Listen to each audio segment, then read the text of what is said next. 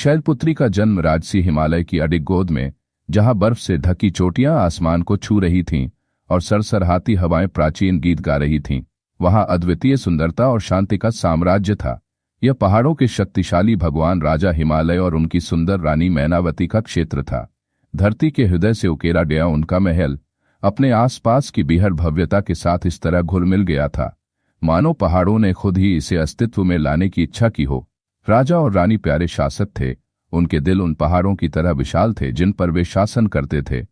उनकी प्रजा साधारण चरवाहे, वनवासी और ऊंची चोटियों पर सुकून की तलाश करने वाले यात्री उनका आदर करते थे। फिर भी उनके संतुष्ट जीवन और अपने लोगों की प्रशंसा के बावजूद उनके दिलों में एक गहरी लालसा भरी हुई थी। उनके महल के विशाल कक्ष में एक बच्चे की खिलखिलाती हंसी की लालसा। हर रात रानी मैनावती चोटियों पर चांद की चांदनी को निहारती रहती थीं। उनकी प्रार्थनाएं प्रकृति की गुनगुनाहट के साथ घुल मिल जाती थीं। वे प्रार्थना करती थीं, हे महान माँ देवी, हमें एक ऐसे बच्चे का आशीर्वाद दो जो हमारे जीवन को रोशनी से भर दे और हमारे राज्य को खुशियों से भर दे। एक दिव्य भविष्यवाणी। एक भाग्यशाली रात जब रानी की प्रार्थनाएं स्वर्ग तक पहुंची तो महल के बगीचों में एक चमकदार रोशनी उतरी। दिव्य ऋषि नारद प्रकट हुए। उनकी चमकदार उपस्थिति ने आंगन के अंधेरे कोनों को रोशन कर दिया। राजा हिमालय और रानी मैनावती उनका अभिवादन करने के लिए दौड़े और श्रद्धा से झुक गए। उठो महान शासकों, नारद ने कहा। उनकी आवाज पहाड़ी झील के गीत की तरह गूंज रही थी। आपकी प्रार्थनाएं सुन ली गई हैं। ब्रह्मांड ने तय किया है कि आप एक ऐसे बच्ची के माता पिता बनेंगे जो किसी और जैसी नहीं होगी, एक दिव्य आत्मा जो ब्रह्मांड में संतुलन लाएगी और आदिशक्ति की शाश्वत शक्ति को साकार रूप होगी। हिमालय ने पूछा, ऐसे आशीर्वाद के लिए हमें क्या तैयारी करनी चाहिए? उनकी आवाज प्रत्याशा से कांप रही थी।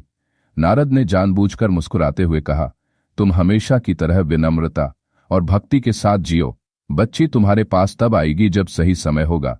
जैसे पहाड़ सूरज की पहली किरण की प्रतीक्षा करते हैं, उसी तरह तुम्हें भी उस दिव्य समय की प्रतीक्षा करनी होगी। ऐसा कहकर महर्षि नारद लुप्त हो गए। बचपन की ताकत और दयालुता की कहानियां। पार्वती का बचपन रोमांच और शिक्षाओं से भरा था, जिससे उसकी शक्ति और चरित्र का पता चला। एक बार पहाड़ी नदियां बहार में बदल गईं तो ग्रामीणों का एक समूह निराश होकर महल में आया। नदियां हमारे खेतों में पानी भर रही हैं, वे चिल्लाए। हम अपनी फसलें और अपने घर खो देंगे।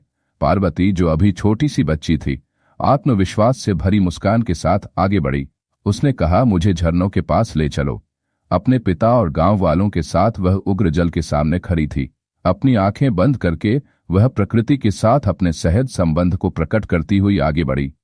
पानी उसकी विनती को सुन रहा था, शांत हो रहा था और वह फिर से धीरे धीरे बहने लगा। गांव वालों ने खुशी मनाई।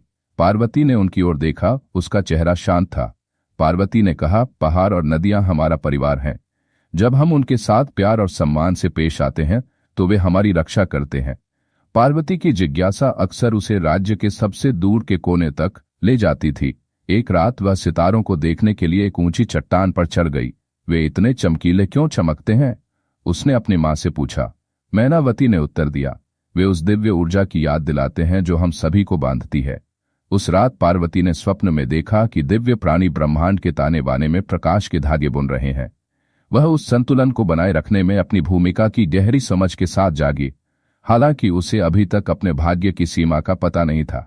एक भाग्य सामने आता है। जब पार्वती किशोरावस्था में पहुंची तो उनकी सुंदरता और शालीनता बेजोड़ थी, लेकिन उनकी असली भव्यता उनकी दयालुता और आंतरिक शक्ति में निहित थी।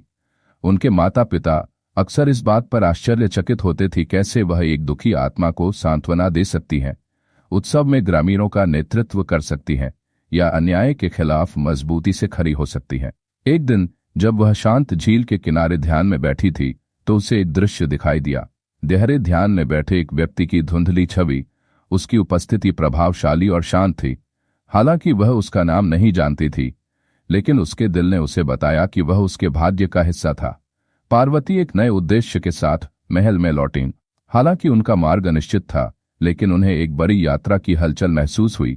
ब्रह्मांड के संतुलन को बहाल करने में अपनी भूमिका निभाने का आह्वान किया। अध्याय की शिक्षा। पार्वती की कहानी सादगी से शुरू होती है। पहाड़ों की एक बच्ची जिसकी जिज्ञासा, दयालुता और ताकत उसे दूसरों से अलग बनाती है।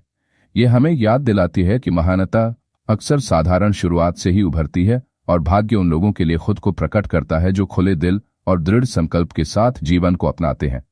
पार्वती का अपने आसपास के लोगों की शंकाओं के बावजूद अपनी अंतरात्मा की आवाज पर चलने का दृढ़ निश्चय दृढ़ता और विश्वास की शक्ति को दर्शाता है।